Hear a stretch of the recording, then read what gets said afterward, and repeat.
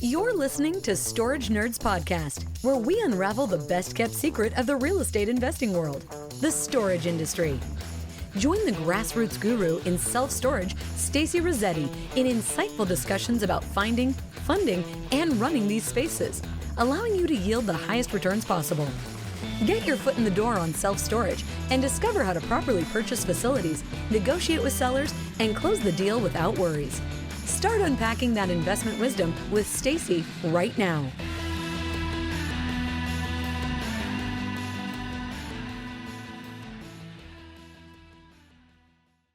So I wanted to talk about stage one. Stage one, the goal of stage one, and I teach in 4 different stages. Stage one is putting a facility under contract. And so that's what I want to talk about today. So stage one is where we're at. Okay, stage one, the goal is to get a facility under contract.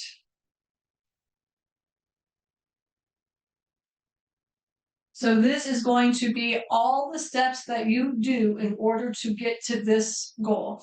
Now, this goal right here, this is not something that happens in like the next 30 days. All right. It's super difficult to find a property to buy.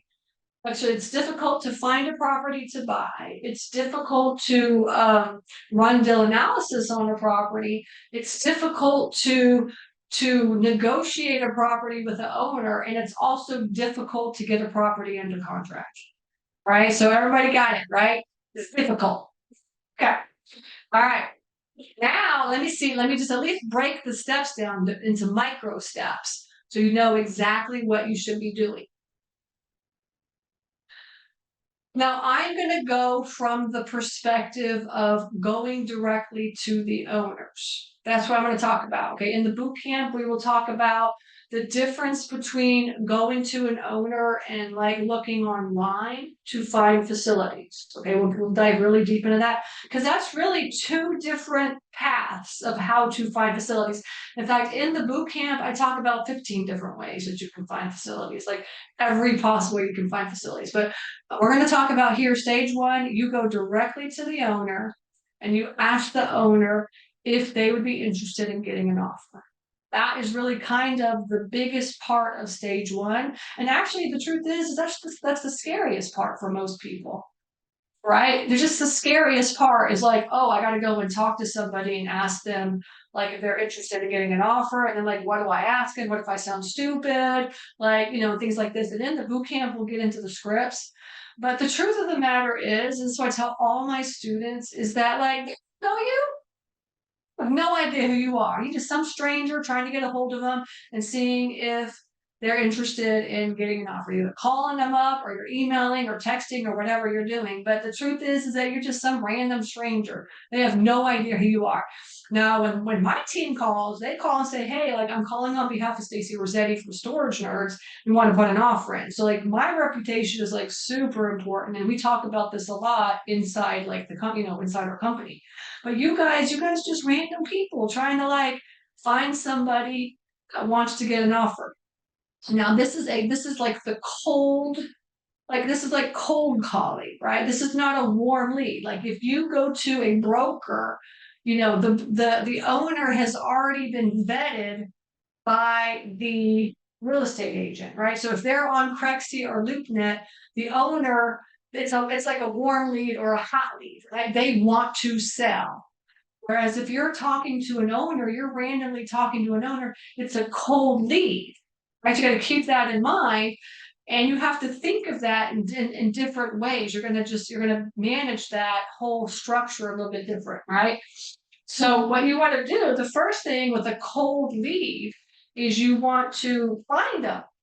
Where's all the cold leads at, right? How do I find all these owners that I can, call or email and see if I can get them enough, right? So how do I do that? So the first step is going to be how to find owners that want offers. Okay. Okay. So first, now that we have our first step, um, so we got to like, first of all, you have to understand your market, right? So from this stems market. Okay. And in the market, let's do that there. In the market, you have right you have six markets. So the market, this is going to be the commercial, real estate market, right? So you have the primary, subprimary, tertiary, not tertiary. I just messed this up. Now I gotta restart it. Okay. Subprimary, you have secondary, subsecondary, and then you have tertiary and subtertiary. Right? I made up the sub. That's my lingo right there, right? Subtertiary. So primary market we know is like Orlando or Birmingham or Jacksonville. Like it's a bigger city, right? So bigger cities are going to be like 200,000 K plus. Okay. And then the sub primary market is the suburbs of the primary market.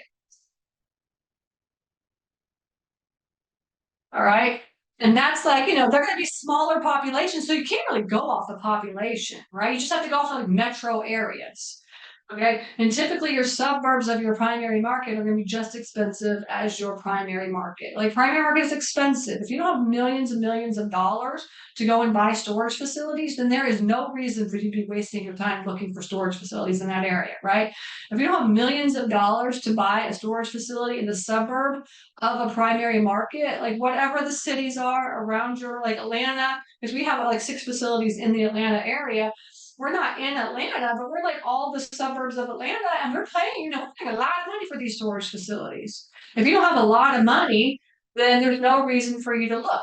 Typically in a suburb area, you're going to be, $1 million, plus.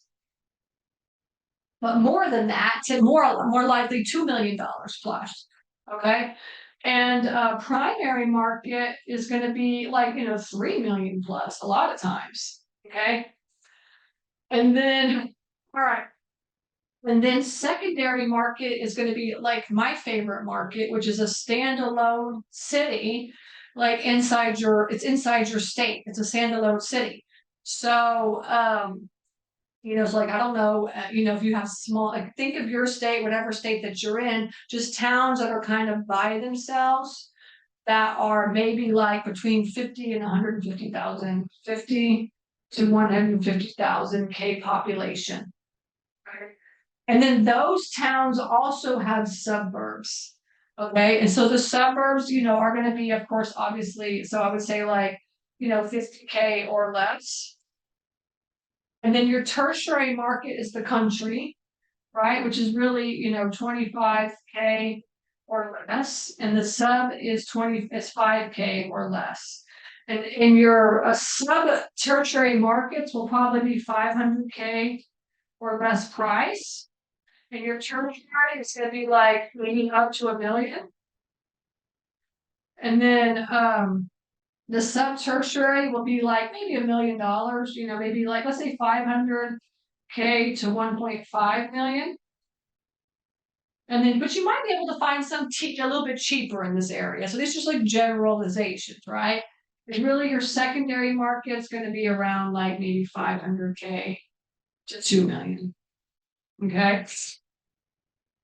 All right. So now you're like, so what I'm trying to explain to you is that you've got it like the first thing that you have to think about when you think about, storage, like where do you want to look? What can you afford? And because you've got to build your list of owners in that area. And so if you can afford a certain amount of money, then don't waste your time in that area. If you can only afford a couple $100,000, then you should be looking in like sub-tertiary or tertiary markets. Okay. So that's the one thing that I noticed too is a lot of people, they just really kind of waste their time in the markets that they can't even really afford. And then they're like, oh, I found like $1 million property, but I can only come up with 50 grand or 100 grand. So that's just the key, right? Now, the sweet spot, in my personal opinion, right now, because the way the market is a 1 million to $3 million range. It is very hard to finance a property right now that is less than $1 million, just because interest rates are so high. You have to put a high down payment down, and interest rates are high. So if you want to buy a property that's less than $1 million, then right now, because of the market, you need to have a very big down payment, 30% down, and you also need to have a very big buy box. You can't be like, oh, I only want to, buy a property within like an hour of my house, and it has to be like 500 grand or less. It's gonna be like, okay, well, you got like 20 facilities that you can look at to do. Which I had a student. She was like, I only want to be 30 minutes from the house, and I only want to pay like less than 500 grand. And so she like found every facility. I think it was like maybe 20 facilities, and she contacted every single one of those owners until she found an owner that wanted, just to get an offer.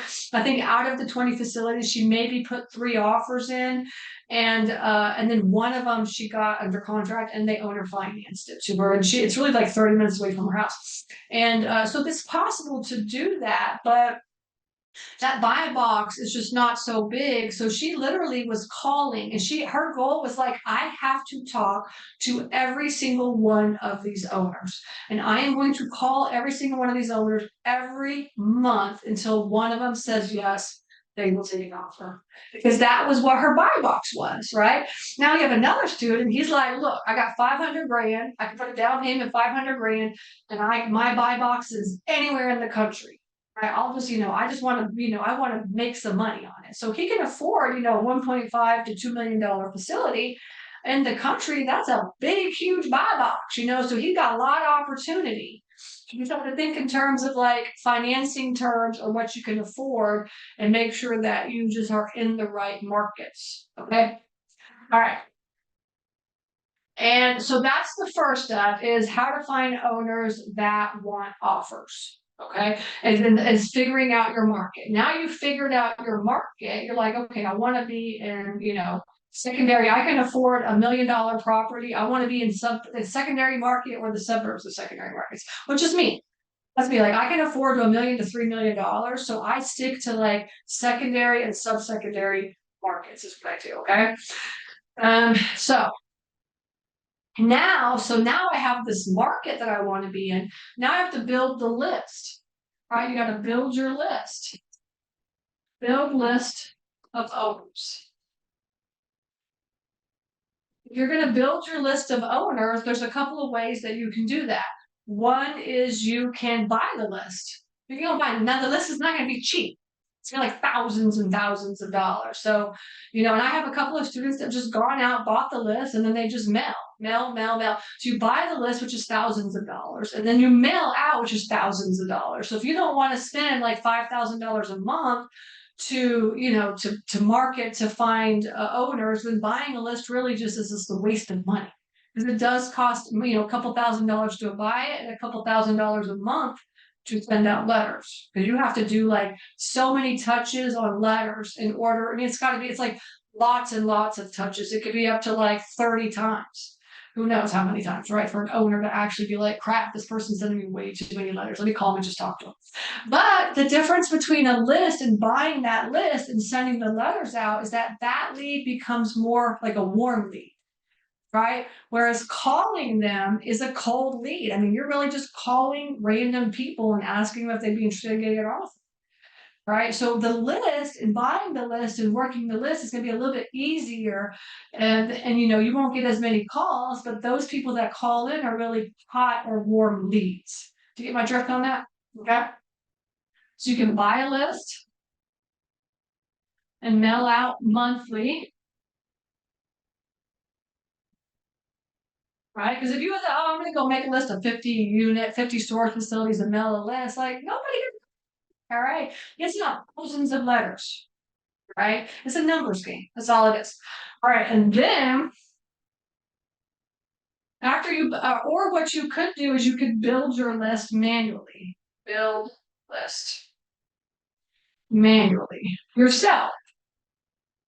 Now we'll go into like all the different ways you can do that in the boot camp, but the main way that you can do that is you can just go on to Google Maps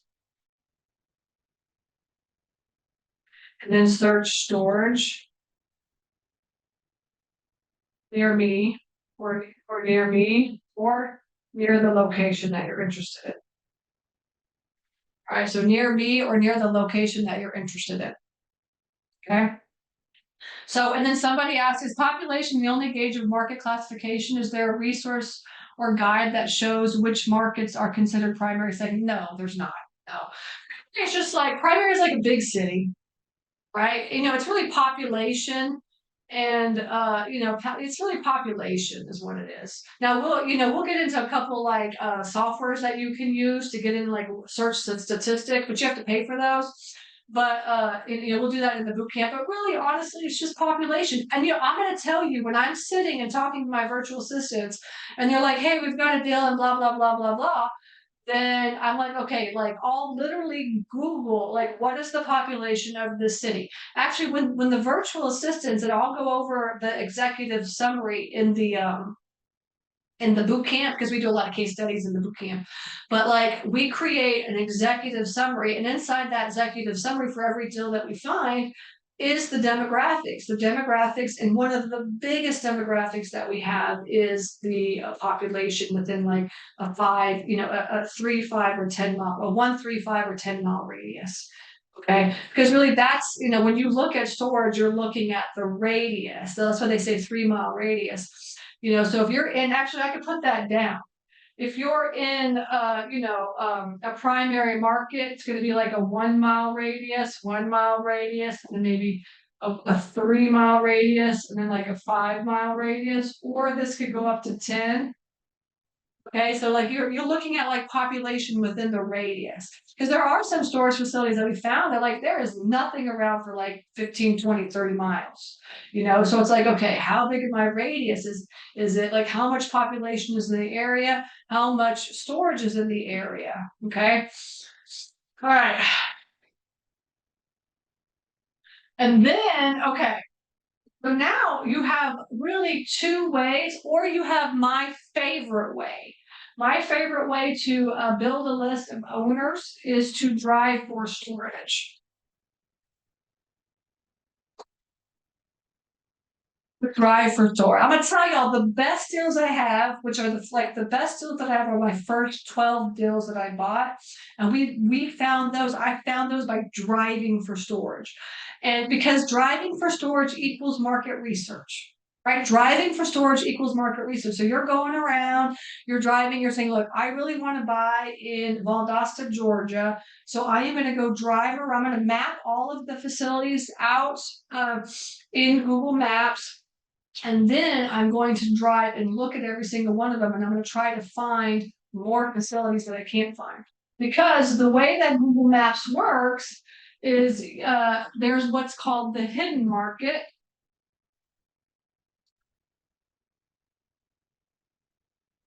Because in order to get your business onto Google Maps, it's super duper duper duper duper hard. Okay. And like if you don't follow all the rules, and if you don't do the step-by-step procedure, like you're not, like it takes forever. It can take months and months and months to figure out how to get on Google Maps. And a lot of times now what they want you to do is like a video walkthrough. Like they want your phone, they want to be like, all right, here's my office, here's my storage facility, somebody does a parking. Like they want you to do like a Google, like a video walkthrough. And if you're like an older person and like you are not good with phones, then like you're not going to be sitting there going on trying to put your code in and connect with a Google person. And so there's a lot of facilities that are not on Google Maps. Okay. Now, so that is what I call the hidden market, and those are the best leads out there. And in fact, all 12 of the facilities that I bought are pretty much hidden market. Okay. And I found those by driving for storage. Like I'd be driving around and look at all the facilities on Google Maps, and then I would driving like, what's a storage facility? That's not on Google Maps. Right. So I would list that down. I would call the owner, try to skip trace. That's what I did. So, skip trace and call owner. And be like, hey, this is Stacy. Like, I'm calling about your storage facility. And be like, what do you want? You know, like, you want a unit? It's like, no, no, buy your facility. What do you want to offer? And they're like, okay, yeah, let's talk. A lot of times, I mean, actually, pretty much every owner that I ever talked to on all the first 12 facilities, that's exactly how they were. They're like, oh, you want to give me an offer? Sure, let's do it.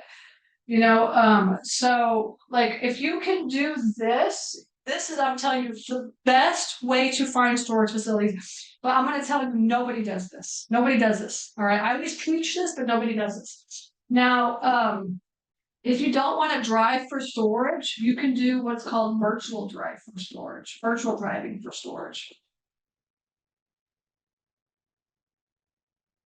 This is what my virtual assistants do, because my virtual assistants, I have 15 virtual assistants that basically it's called every owner in the state, at least 2 or 3 times. Okay, so, and or managers. And so they virtually drive for storage, and then they just build the list. They manually build that list. And they're in the Philippines, all right? So if they can sit on a computer all day and just get on Google Maps and just look for facilities, and I give them a bonus. Like if we close a deal, that's not on Google Maps, they get an extra bonus for closing that deal. So we really push trying to find hidden market deals is what we do. So if you can do that, add that to your strategy, telling it's a gold mine, okay, on all the facilities. So really for finding facilities to put offers in, you're going to, you're going to figure out what market you want to be in. And then you're going to build a list of owners, either manually yourself, or you're going to get a list and do it and mail out letters. Okay. And then you're going to get all the information. So number two, as now you have this list, right? And you need to get all the information from the owner. You're going to call the owner up and you're going to be like, hey, this is Stacy. I'm I don't own a storage facility. I'm being totally honest with you. Like, I do not own a storage facility. I have no idea about owning storage facilities, but I know I want to buy a storage facility. This is my goal for 2024 is to buy a storage facility. I want to be a storage nerd. So what I'm doing is I'm calling every single owner in this area and just seeing if you'd be willing to just hear me out. Can I give you an offer? Can I just practice giving an offer? You don't have to take my offer. I've never given that many offers, but I just say give an offer so I can practice learning. Would you be willing to give me all the information that I need in order to get an offer? And I will give you an offer. You can either take that offer or you can just throw it in the trash. It'd be great if you would just work with me, be willing to work with me. Right? If you said something like that to me on the phone, I'd be like, you worked with you? Yeah, what do you need? But nobody ever even calls me. Like I got 60. Nobody calls me and asks if I want to offer. Right? All right. So let's try to figure this out. So 2 is you're going to call the owners. How do you get the phone number? How do you get the phone number? I already told you can skip trace, but the truth of the matter is if you're driving for storage or if you're looking on Google Maps, you just look at the sign and the phone number is like right on the sign. So it's pretty easy to get the phone number of the storage facility. The phone number of the storage facility may not go to the owner. It may go to a manager. This owner may not answer because they're just tired of it. They're full. They don't need any more tenants because they're full. They're the cheapest in town. They've been full for 20 years. So they're going to answer their phone, right? So then what you do is you don't call the facility's phone number, you call the owner's phone number. So that means they have to skip trace to find the owner's phone number. So make sure that you look up skip trace and see what it is, right? Or come to the boot camp so I can show you how it works, all right? And when you call the owner directly, don't talk to the manager. To in-house, like our 15 virtual assistants, one of our virtual assistants does nothing but skip tracing. All right. That's her job is to skip trace. And so that we can find the owner's phone numbers and call them directly. Because sometimes if you call the facility, they don't answer because they don't need the answer, or the manager answers. You don't want to talk to the manager because the manager's going to be like, no, he doesn't want to sit. All right. We're great. We're doing awesome. Right. So call the owner and skip trace the owner and talk to them directly. And then you're going to be super authentic on the phone, right? Not going to be like, hey, you're interested in getting a fast deal? I can send you a cash offer right now. We practice this with my virtual assistants over and over. It's like, hey, hi, my name is Christian. I work with Stacy Rossetti from Storage Nerds. She owns a lot of storage facilities across the country, and she has a lot of partners and partners with a lot of people across the country as well too. So we're trying to buy more storage facilities. So would you be interested in talking to us? We would love to give you an offer. Right, try to be as authentic as you can, or if it's you yourself, do exactly what I say. It's just be like, look, I promise, I'm just calling owners. I'm going to tell you, owners love talking on the phone. If you get one, they just like, yeah, I'll hear you out, because the truth is like an owner in a secondary or tertiary market, just like me, just like random people, just like real people, so be authentic. And then you want to ask them, right? So you're going to say, look, this is what I want. This is what I need. I don't need a lot of things. With an owner, you can't be like, all right, send me over your P&L and your balance sheet for 2022, 2023. Send me your tax returns. I just need to look at all this information and then just really evaluate it so I can see what your property's worth. Like they're going to be like, no, sorry. All right. Like if anybody called me and said, like, send me over your tax returns, so I can give you an offer, I'd be like, sorry. So what you do is you have the deal analyzer, everything in and the deal analyzer that you need is in yellow, right? So you just ask the questions. And so what you're going to need is you're going to need the purchase price. Yeah, now obviously most of the time they're gonna be like, I don't know. So what would you be interested in getting? Do you have any number at all in mind? Most of the time they say no, we have no idea. All right. And then you're gonna need your total income.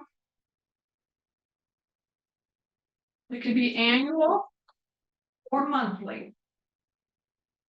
A lot of people cannot comprehend annual income, but they can comprehend monthly income, right? So, you're going to gauge who you're talking to. If it's an investor that kind of knows who he's talking to, he can give you the annual income.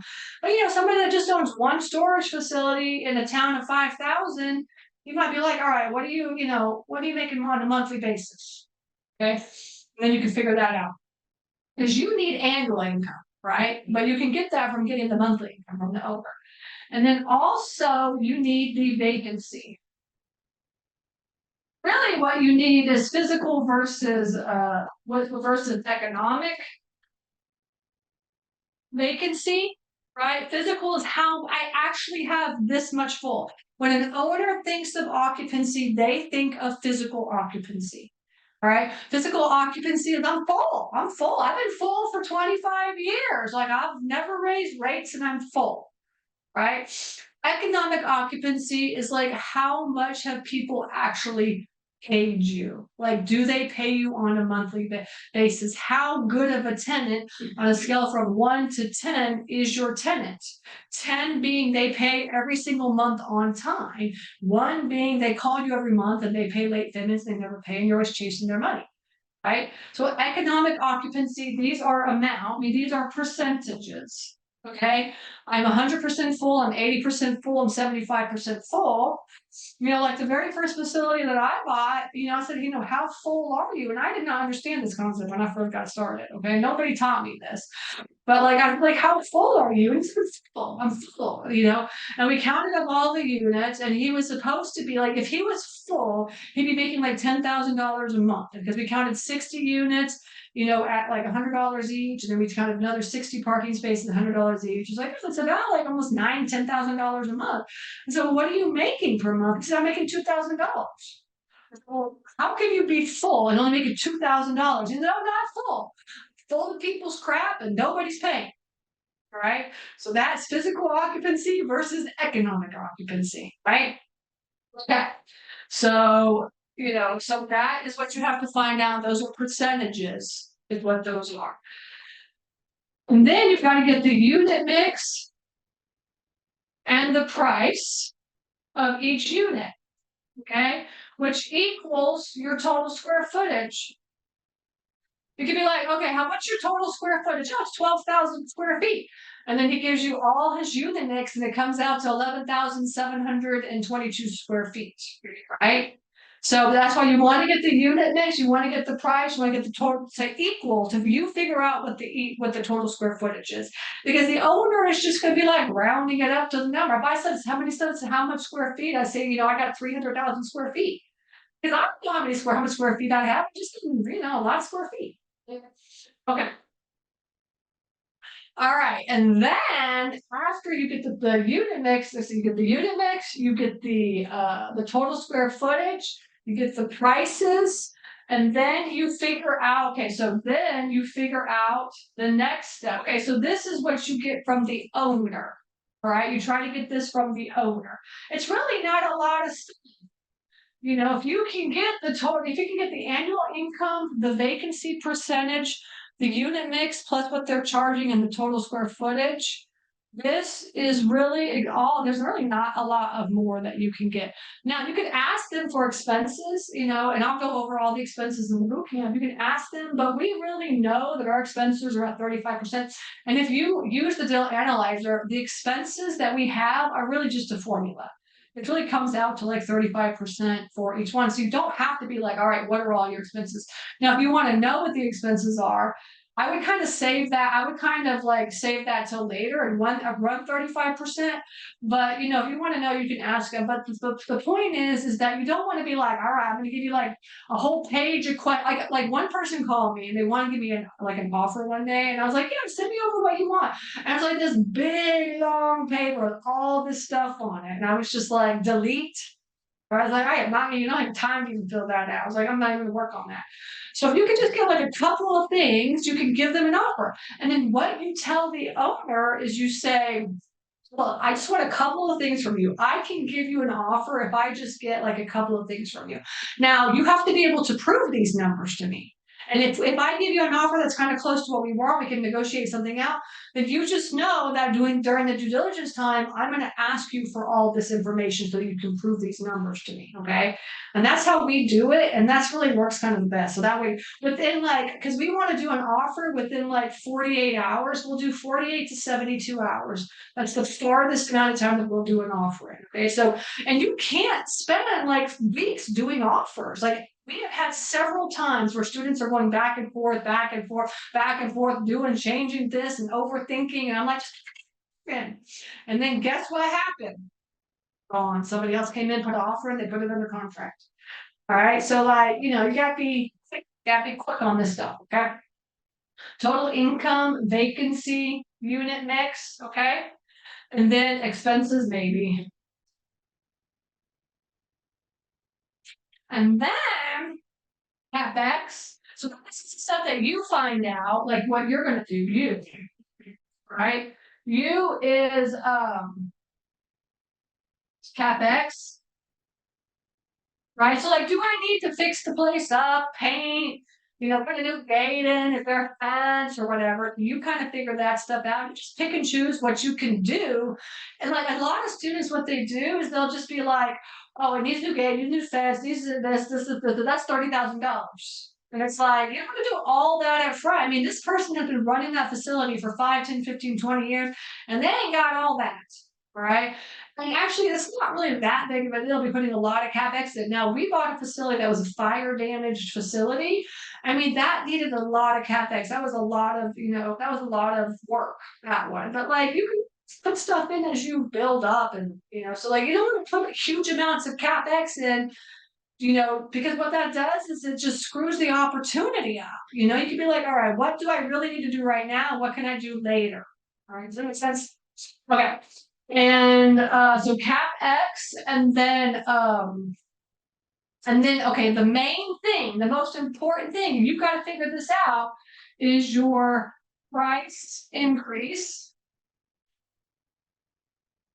right? Which is the opportunity, right? Because all this is really kind of giving you the value as is, right? You want to know what your opportunity is, okay? So you got, can you increase the prices? And so this is how you do a competitive analysis.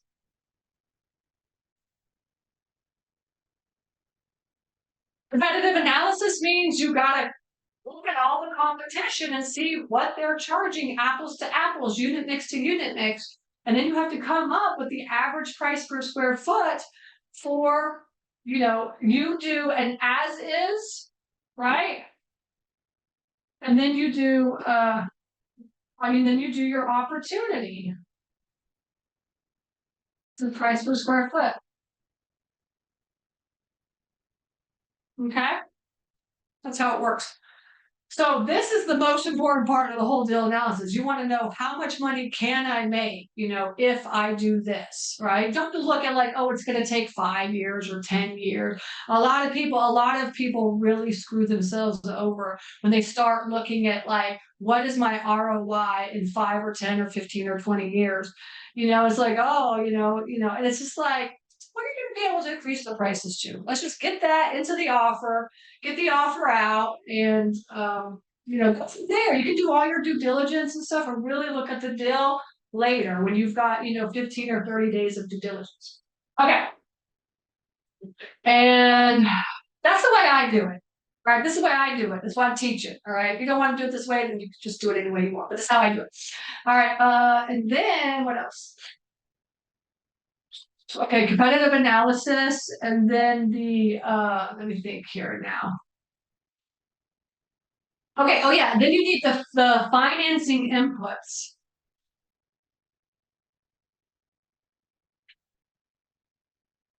Okay, financing inputs. How are you going to finance this thing? How money comes? Okay, that's the question. All right, that's the question we all have. Like, where do we get the money? Okay, so are you going to have a cash offer? You get some cash? Are you going to go to the bank? Are you going to go to private lender? Private money? Are you going to partner? Are you going to get it owner financed? And if whatever the way is that you're going to do, you need to have the terms for this. Right? You need to know the down payment. You need to know the interest payment. Right? You need to know, like, that's basically the two things that you need. Oh, yeah, you need to know the month, the terms, the link. Okay? So, like, you cannot figure out if a deal is good unless you have this information. And this information goes into your deal analysis, and it gives you the overall picture of how the deal is going to look. Okay? And let's see what else. Okay, so that is the financing inputs. All right, so that is, let's see, what step is that? Let's go step by step. We got 2, call the owners, right? And then 3, get the information from the owners, right? And then 4, figure out your financing inputs on how you're going to do the term. So this is like the 4 steps on like how to get through all the way to the deal analysis, what you're going to be doing when you talk to the owner, and then after you talk to the owner. This is more like this is after you talk to the owner. So this is like you figure all this out, and then you figure this out from the owner. Okay. Okay, all right, so now we got all the deal analysis. You got to put the money, you got to run the deal analysis, either with my deal analyzer, whatever deal analyzer you're going to use. Now, the great thing about my deal analyzer, what's amazing, is that once you put all this information in, it just creates the offer letter for you. Okay, so then but if you don't have that built in, then you have to create your offer letter. Okay, so the next biggest step is make the offer. Right? Now, when you have big facilities, so it's like, oh, where's my LOI? But I'm going to tell you, when you go directly to the owner and you want to put an offer in, like, you are not like, hey, where's my LOI? I got to put this in. No owner wants an LOI. The owner wants a letter explaining how much money they're going to get the offer from, and if, what are the terms, right? So our offer letter is like a cash offer, the owner financing offer, bank financing offer, and then it's basically what it is. But it's like we do typically like 2 or 3 of these different structures, 1 of these and 1 of these. Is kind of how we do it. Okay, and it's like a nice letter that explains it out, and it shows how much money the owner's going to make off of the deal based on the type of deal that we're making the offer on. So we're not making 1 offer; we're making like 3 to 5 offers on every deal we talk to. We give like a nice letter So you want to come up with something like that to get to the owner. Like you don't want to be like, well, let's put an LOI, let's put it under contract so I can get the due diligence, or you just want to make an offer. Okay. All right. Once you make the offer, then it's like all about negotiations. This takes forever to go back and owner's like, oh, I really liked, your offer number 2, but I want to change the terms a little bit. I'd like to do this instead of this, or it's like I want the price to be increased or decreased or whatever it is. Like a lot of times, like on our offer letter, like we'll have owners like, kind of cross out what they like, put in what they want and stuff. And then we'll go back and forth and we'll just run the numbers again. So negotiations take forever. You want to create a win-win situation for you and the owner. This is not like, this is not a battle. This is a collaboration, is what it is. Negotiating is only collaborating, is what it is.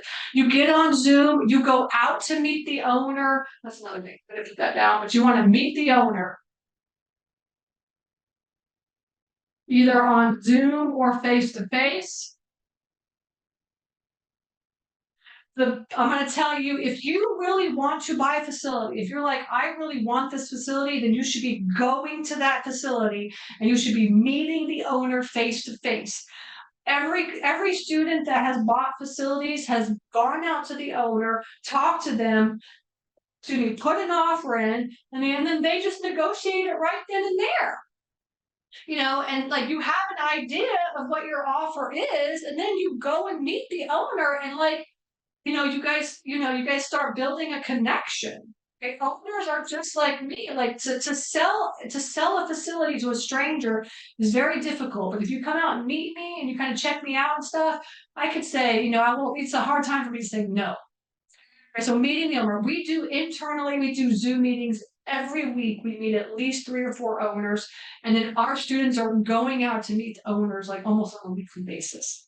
All right, so you have to put this into your stage 1, meeting the owners, going to the facilities so that you can negotiate better to create a win-win solution for you and the owner. So it's key, especially nowadays, it is key. And somebody like we have a facility in Florida where the owner wants, she's like dead fast on $975, and the student wants to do $875. And I'm like, it's like $100,000. Come on, let's like go out to the owner. I can guarantee if you go out and meet the owner, they will come down on the price and you'll be willing to come up on the price and you guys can meet in the middle. Right now, they're just so like, and it's like, go out and meet the owner. I bet you they'll even be willing to owner finance if you go out and meet them. Make sense? Okay. So now you're negotiating, go back and forth. You're trying to create a win-win solution. And then after that, once you create the win-win solution, you get to put it on your contract. We go over a contract in the boot camp. You do not want to make your contract super crazy. Like we have a student that they put I was like, use my contract. My contract's only 2 pages. Like, make it easy. And she's like, no, I'm gonna go to my attorney. And the attorney made this like big, huge, long contract. And the owner was just like, yeah, no, I'm not gonna do it. Bye, see ya. Right. So like the easier you can make it for the owner, like I had one student where the contract to purchase the facility was 26 pages. And the owner was like, I don't have time to read 26 pages. I'm out. Okay. So, and then once you start getting him involved in these negotiations, I mean, that's one more person that can just screw everything up. So I do not bring anybody into I negotiate, I get it under contract, and the owner and I work together to create this amazing deal for a win-win situation for both of us. Okay. All right. So that is stage 1. Okay. Stage 1, we've got. It's a lot, I know, to go in an hour, but you've got to figure out what your market is. You've got to build your list. You got to call the owners and talk to them. You've got to get all the information from them that you need for deal analysis. And then you've got to do your own deal analysis, right? On, all this kind of stuff, inputs and competitive analysis. And then after you do that, you create your offer letter. And then you make an offer and you go and meet the owner and try to work on negotiating the offer. And then once you get a win-win situation, you put it under contract. That ultimately, everything that I just went through is stage one. Okay, that is exactly what we are going to be doing in the boot camp for 2 full days. You will be going deeper and deeper into how to do this, especially case studies. I will take all the deals from all the deals that we put offers in the last month or so, and we'll just go through the process of how we do this so you can see it. I mean, if I can get people in the Philippines to put, offer after offer, and you guys can do this as well too. And so hopefully you consider coming to the boot camp and spending with me, because I can guarantee you after those 2 days, you will feel more confident to do this over and over and over again, because this is nothing but a numbers game. The more offers you put out, the more chances that it is for you to get something under contract. And on average, it takes between 30 and 40 offers for a student to get a facility under contract. So the question that you should have in your mind is, how am I going to prepare myself to be able to put 30 to 40 offers in? How long is it going to take me to do that? If I don't do that very quickly within the next couple of months, I may not even be able to buy a storage facility this year. So I have to educate myself so I can put these offers in, so that I can get to the point where I can get something under contract. Because stage 2 also takes several months, and stage 2 is funding your deal and onboarding your deal, right? And so you want to do this now so that you can close a deal by the end of the year, okay, and have an owner property by the end of the year. That's the purpose of the boot camp and what I just taught here, okay? All right, so we are out of time. Unfortunately, I do not have enough time to answer questions. So any questions that you have, please just put them in the Super Simple Self Storage Facebook group, and I'll answer them there, okay? And hopefully you guys will go to stacyrossetti.com and look at what I have to offer. Right now, you guys spend an hour with me, so you have an idea of how I teach and what I have. I have the course, I have the boot camps. Anything you need is there if you want to learn how to do this. Okay. All right. Take care. See you next week. Thank you for joining us for this episode of Storage Nerds. Hope this informative conversation inspired you to go out there and jump into this highly profitable business venture that people rarely talk about. Get more tips on storage space investing at www.stacyrossetti.com. Don't forget to subscribe to the show and leave a rating. Together, let's build that thriving passive income one storage space at a time. Until next time.